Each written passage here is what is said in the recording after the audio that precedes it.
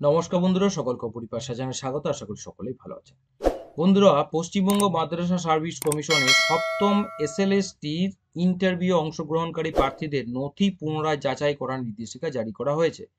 নবম, দশম ও একাদশ দ্বাদশ শ্রেণীর শিক্ষক নিয়োগের জন্য আয়োজিত এই ইন্টারভিউ অংশ নেওয়া সকল প্রার্থীকে ব্যক্তিগতভাবে উপস্থিত হয়ে তাদের নথি যাচাই করাতে হবে।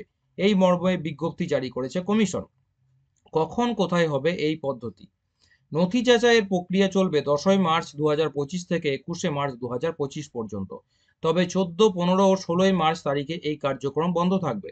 প্রতিদিন সকাল ১০টা থেকে ৪:৩০ পর্যন্ত মৌলানা আবুল কালাম আজাদ ভবন এ প্রার্থীদের উপস্থিত হতে হবে।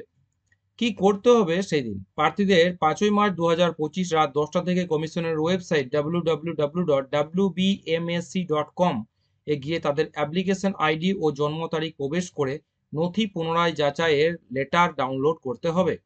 নির্ধারিত তারিখ ও সময়ে এই লেটার সাথে সমস্ত মূল ও ফটোকপি নথি নিয়ে ব্যক্তিগতভাবে উপস্থিত হতে হবে। কি কি সতর্কতা অবলম্বন করতে হবে জানুন এবার। কমিশন স্পষ্টভাবে জানিয়েছে যে নথি যাচাইয়ে অনুপস্থিত প্রার্থীদের আবেদন বাতিল বলে গণ্য করা হবে।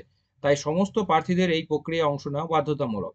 এই সংক্রান্ত যে কোনো অতিরিক্ত তথ্যের জন্য প্রার্থীরা কমিশনের অফিসিয়াল ওয়েবসাইট বা হেল্পলাইন নম্বরে যোগাযোগ করতে পারেন।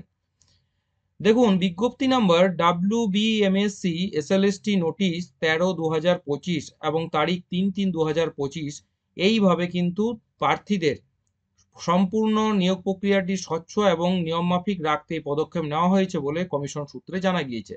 প্রার্থীদের সুবিধার্থে দ্রুত প্রয়োজনীয় ব্যবস্থা নেওয়ার পরামর্শ দেওয়া হয়েছে। সুতরাং বোঝা যাচ্ছে যে পুঙ্খানুপুঙ্খভাবে সমস্ত নথিপত্র যাচাইয়ের পরেই কিন্তু নিয়োগ প্রক্রিয়া সম্পন্ন করতে চাইছে পশ্চিমবঙ্গ মাদ্রাসা সার্ভিস কমিশন। আসছি পরে ভিডিও নিয়ে। সকলকে বলবো যে চ্যানেলটিকে অবশ্যই সাবস্ক্রাইব করবেন, শেয়ার করতে ভুলবেন না, নোটিফিকেশন বেলটি অপশন করে রাখবেন, লাইক করবেন। সকলে ভালো থাকবেন, সুস্থ থাকবেন।